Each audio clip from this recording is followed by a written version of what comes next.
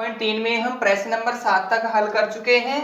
आज हम प्रश्न नंबर 8 से हल करेंगे। मेरी 8वां क्वेश्चन है, अमेरिका और कनाडा जैसे देशों में तापमान फ़ारेनहाइट में मापा जाता है। फ़ारेनहाइट एक इकाई होती है तापमान की, जिसे F से दर्शाया जाता है। जबकि भारत जैसे देशों में तापमान सेल्सियस में मापा जाता है। भारत में डिग्री सेल्सियस में मापा जाता है।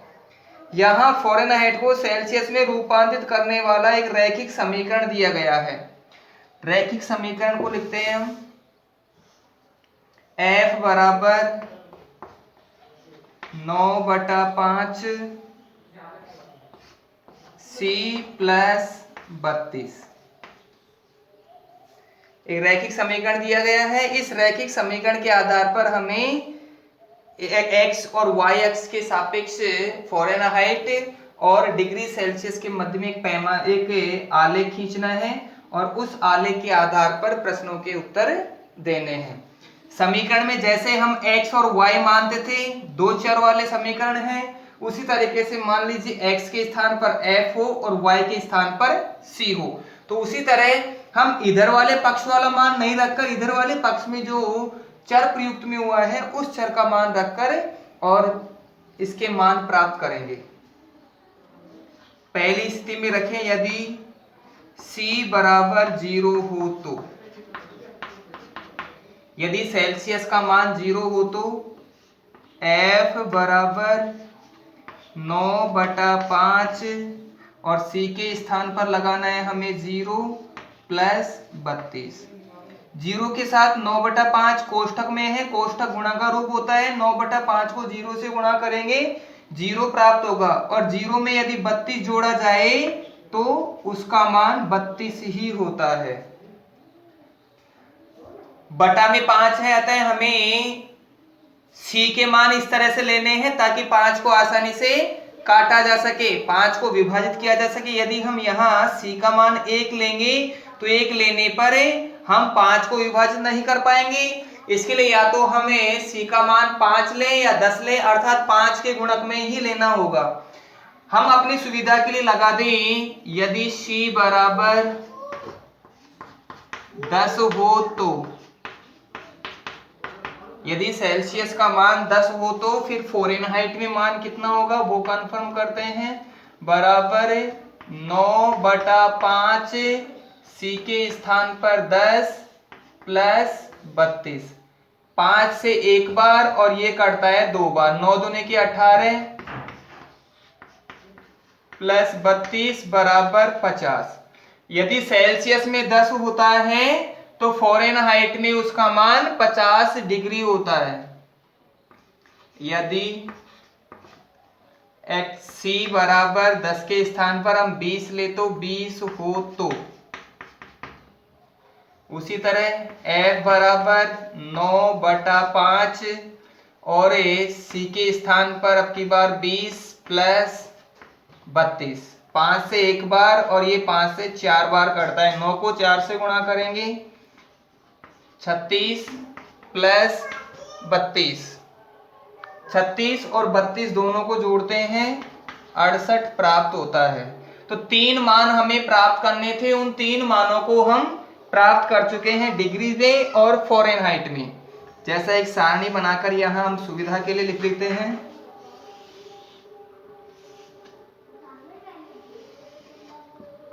सेल्सियस और फ़ारेनहाइट।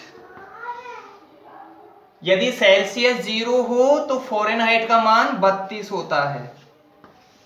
यदि सेल्सियस 10 हो तो फ़ारेनहाइट 50 और यदि सेल्सियस 20 हो तो फ़ारेनहाइट 68 के बराबर होता है। अब इन प्रेक्षणों की सहायता से हमें x और y अक्ष के सापेक्ष एक तरफ फ़ारेनहाइट लेना है और एक तरफ सेल्सियस लेना है।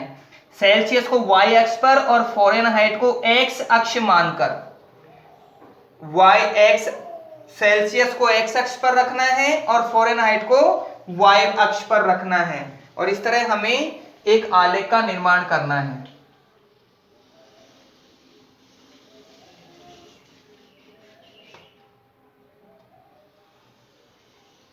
हम अपनी ग्राफ पेपर पर इस तरह से क्रिएट करेंगे।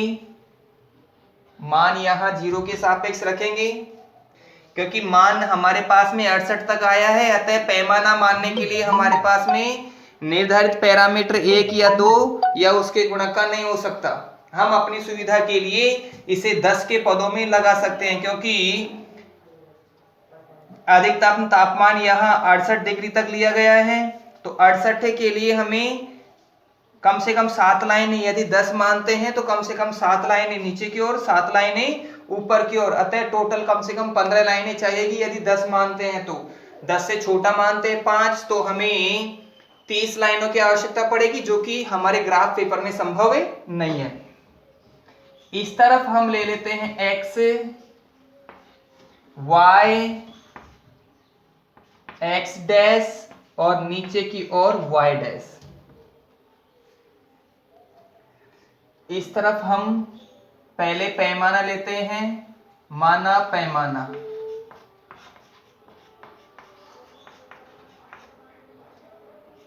एक सेंटीमीटर बराबर 10 इकाई। 10 इकाई के सापेक्ष चल रहे हैं तो 10, 20, 30, 40, 50, 60, 70, 80, 90 और 100। उसी तरह इधर 10, 20, 30, 40, 50, 60, 70, 80, 90 और 100। ठीक उसी प्रकार से ऋणात्मक में -10, -20, -30, -40, -50, -60, -70, -80, -90 और -100। नीचे भी इसी तरह -10, -20, 30, 40, 50, 60, 70, 80, 90 और माइनस में 100 तक। जैसा कि क्वेश्चन की फर्स्ट कंडीशन में दिया गया है, सेल्सियस को x पर और फ़ारेनहाइट को y पर, तो इस तरफ हम लगा देते हैं सेल्सियस।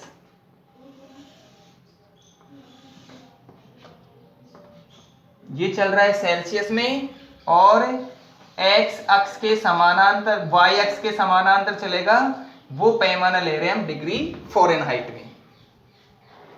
पहला मान 0 और 32, सेल्सियस के लिए 0 और फ़ारेनहाइट के लिए 32। सेल्सियस के लिए 0 का मतलब है कि x अक्ष का मान 0 रहेगा, लेकिन y अक्ष पर मान 32, और यह मान हमें 30 के बाद में 2 छोटी लाइनों पर प्राप्त होगा। हम अपनी ग्राफ पेपर पर बना रहे हैं तो 30 के बाद में 2 छोटी लाइनों पर यह पैमाना हमें प्राप्त होगा। अगला 10 और 50 के सापेक्ष लेना है। सेल्सियस में हमें 10 लेना है, सेल्सियस में 10 और फ़ारेनहाइट के लिए 50। तो 10 और 50 को इस तरह यहां मिला देंगे, दोनों जहां पर प्राप्त हो रहे हैं उस बिंदु को एक डार्कन कर देंगे। अगला है 20 और 68, x के लिए मान 20 और y के लिए 68, और यह मान 70 से 2 छोटी लाइनें कम प्राप्त होगा। इस तरह हम जब इन बिंदुओं को मिलाते हैं तो हमें एक सीधी रेखा प्राप्त होनी चाहिए, क्योंकि यहां केवल एक ही क्वेश्चन में एक ही पद का प्रयोग किया है, 2 पद या उससे ज्यादा पद नहीं होने के कारण अन्य स्थितियों पर विचार करना ही संभव नहीं है। तो इसे इन बिंदुओं से जब मिलाते हैं तो ये इन्हें मिलाता हुआ आगे तक बढ़ेगा। अब इस स्थिति में हमें क्या नहीं महसूस हो रहा। यहां स्थिति नंबर ए थी, ए स्थिति के लिए 0 और 32, बी स्थिति के लिए 10 और 50, और ये वाली सी स्थिति के लिए 20 और 68। इस तरह इनको संकेतन करते हैं। पहला क्वेश्चन हो गया 8वें का, सेल्सियस और फ़ारेनहाइट के मध्य में समीकरण का आलेख खींचना है। यदि तापमान 30 डिग्री सेल्सियस है तो फ़ारेनहाइट में तापमान क्या होगा। अब हमें इसी ग्राफ को देखकर और प्रश्नों के आंसर देने हैं। तापमान 30 डिग्री सेल्सियस, जैसा कि 30 डिग्री सेल्सियस यहाँ स्पष्ट हो रहा है, और 30 डिग्री सेल्सियस वाली पंक्ति के सापेक्ष यदि चलेंगे तो फिर 30 के लिए यहाँ ये मिलेगा तो लगभग 80-82 के आसपास मिलेगा।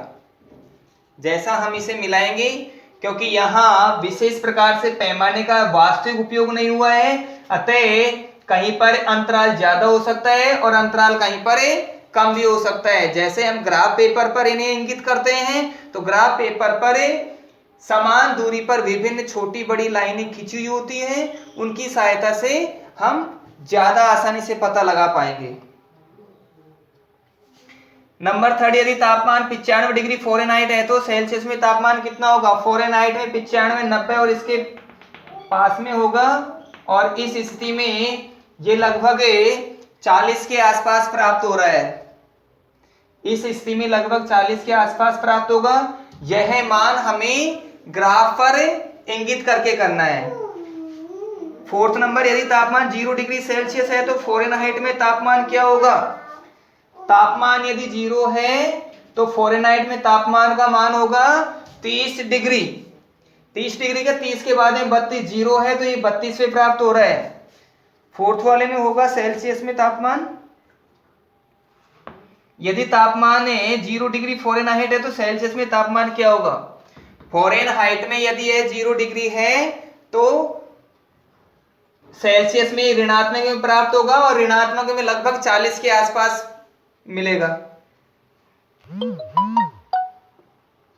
क्या कोई ऐसा भी फ़ारेनहाइट तापमान है जो फ़ारेनहाइट और सेल्सियस दोनों के लिए संख्यात्मक रूप से समान होगा। तो ऐसा पैमाना केवल 40 है। -40 पर सेल्सियस और डिग्री दोनों बराबर होते हैं। अब प्रश्नावली 4.4,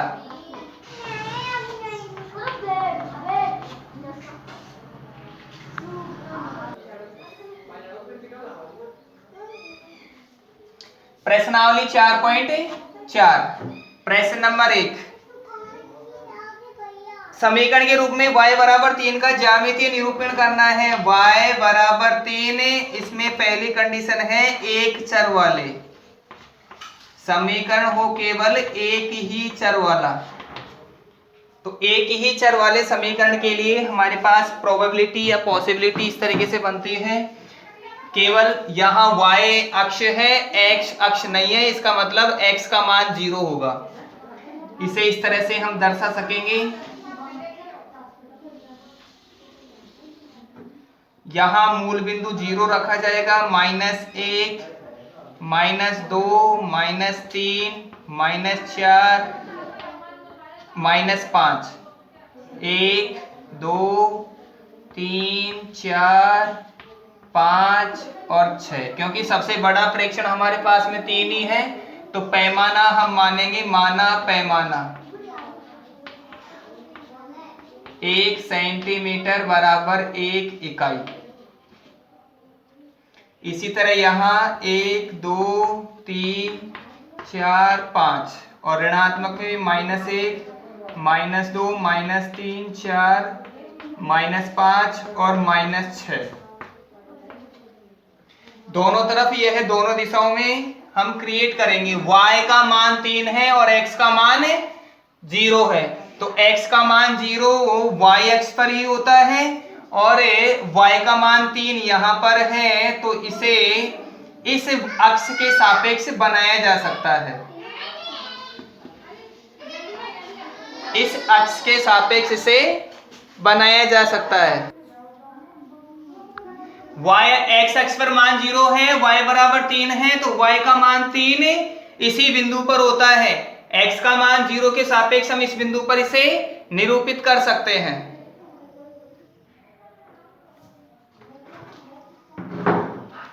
नंबर सेकंड इसी का एक चर वाला हो गया, दूसरा है दो चर वाले। दो चर वाले, यदि y बराबर 3 को दो चर के रूप में लिखा जाए तो हम इसे लिख सकते हैं 0.x + y बराबर 3। x यहाँ पर है मौजूद नहीं है, तो x के लिए 0 का प्रयोग किया जा सकता है। 0.x अर्थात 0 को x के साथ गुणा किया गया है। 0 को x के साथ गुणा करके स्पष्ट कर सकते हैं। y बराबर हम लगा सकते हैं 3 - 0x। किसी भी एक चर को इधर वाले पद में रखना है, दूसरे चर को उधर वाले पद में रखना है। हम यदि रखें इधर वाले में x बराबर 0 रखने पर x का मान 0 रखेंगे तो y का मान हमें 3 प्राप्त होगा। चाहे x का मान हम कुछ भी रखेंगे, इस पद में हमें y का मान 0 ही प्राप्त होगा, क्योंकि यदि 1 रखा जाएगा तो भी 0 के साथ गुणा होने पर 0 होगा। यदि x का मान 2 रखा जाए तो भी वह 0 ही प्राप्त होगा।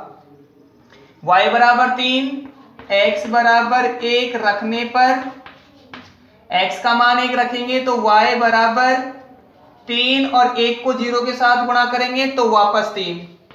x बराबर 2 रखने पर y बराबर फिर से 3, क्योंकि x अक्ष यहाँ मौजूद ही नहीं है, x अक्ष का कोई मान नहीं है, इसीलिए y का मान सदैव प्रत्येक बिंदु पर 3 रहेगा। इसे भी हम एक आलेख की सहायता से दर्शाएंगे। इन 3 मानों में x का मान 0, 1 और 2 लिया है और y का मान प्रत्येक स्थिति में 3 है। ज्यादा बड़े प्रेक्षण नहीं है, अतः हम लगाएं माना पैमाना 1 सेंटीमीटर बराबर 1 इकाई। 1 सेंटीमीटर बराबर 1 इकाई। इसके सापेक्ष यहाँ मूल बिंदु है ही जी 1, 2, 3, 4। ऋणात्मक में -1, -2, -3 और -4। -1, -2, -3 और -4। इधर धनात्मक में 1, 2, 3 और 4। इस तरह इन्हें कन्फर्मेशन करते हैं। x का मान 0 होगा तो y का मान तब भी हमें 3 रखना है। पहला बिंदु हमें मिल गया। दूसरा बिंदु है x बराबर 1 रखने पर y का मान 3, x का मान 1 रखेंगे तो भी y का मान 3, तो दूसरा बिंदु यहां प्राप्त होगा। इसे b से नाम दे देते हैं। थर्ड नंबर है x बराबर 2 रखने पर यदि x का मान 2 रखेंगे तब भी हमें y बराबर 3, अर्थात इन तीनों बिंदुओं को मिलाने पर भी हमें एक सीधी रेखा प्राप्त होती है। यह सीधी रेखा है y बराबर 3 के सापेक्ष। ठीक इसी तरह यह भी y बराबर 3 के सापेक्ष। तो पहले क्वेश्चन को हम इस तरह हल कर सकते हैं, एक चर में इस तरह करेंगे और दो चरों में इस तरह मान रखकर करेंगे कि x का मान प्रत्येक स्थिति में 0 होगा। दूसरे प्रश्न में दिया गया है समीकरण के रूप में 2x प्लस 9 बराबर 0 का ज्यामितीय निरूपण करना है। इसके लिए भी कंडीशन 2 है, एक तो एक चर वाले में और दूसरा है दो चर वाले।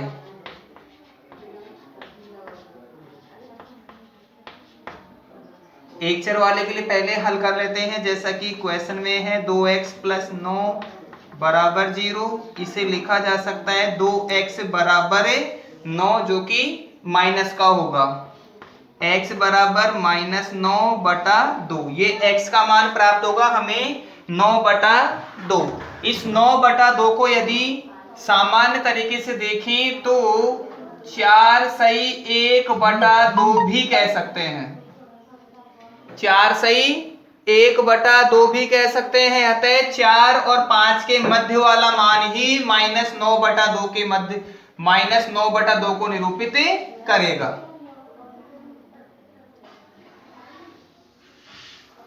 इसके लिए ज्यामिति निरूपण करते हैं और पैमाना हमें 1 सेंटीमीटर बराबर 1 इकाई ही प्रयोग करेंगे।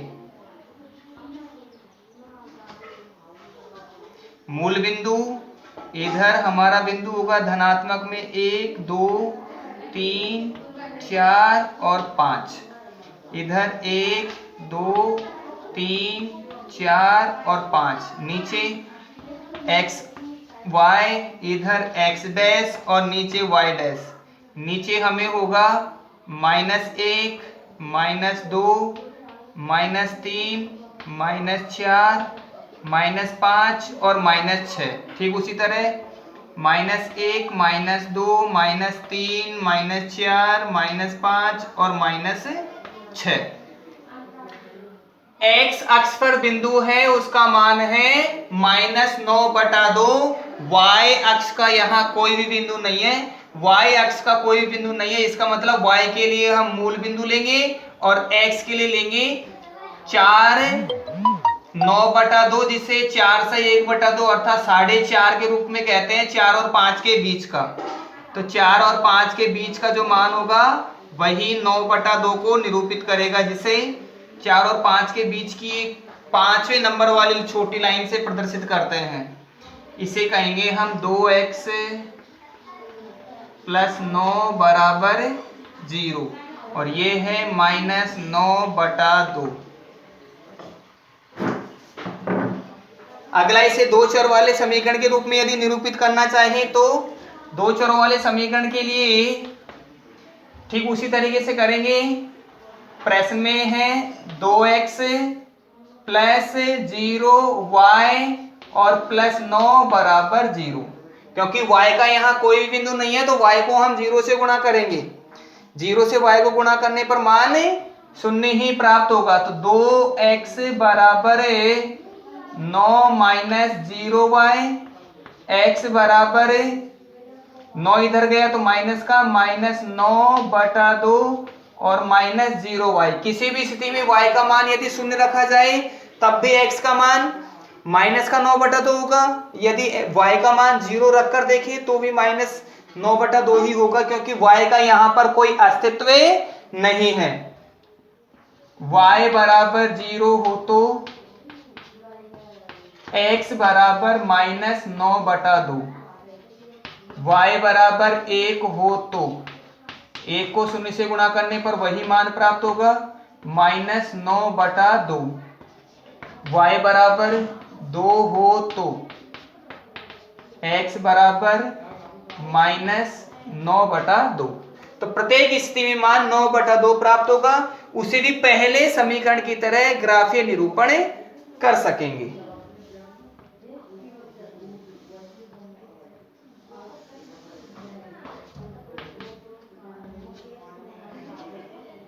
जीरो 1 2 3 4 5, 1 2 3 4 5, y बिंदु x बिंदु, इधर x डैश और नीचे y डैश, -1 -2 -3 -4 -5 6, -1 2 3 4 5 and now -6।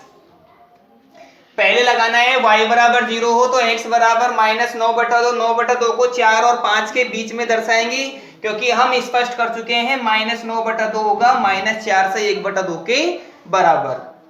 4 खाने पूरे और 5वां खाना आधा। 0 -9/2 अर्थात 0 होगा, तब भी x पर माइनस यहाँ पर स्पष्ट होगा। यदि इसका मान 1 होगा तो ये यहाँ पर होगा। यदि मान इसका 2 रखकर देखते हैं तो ये यहाँ पर होगा। किसी भी स्थिति में ये 4 और 5 के बीच में होकर निकलेगा। इसे हम लिखेंगे 2x + 0y + 9 = 0।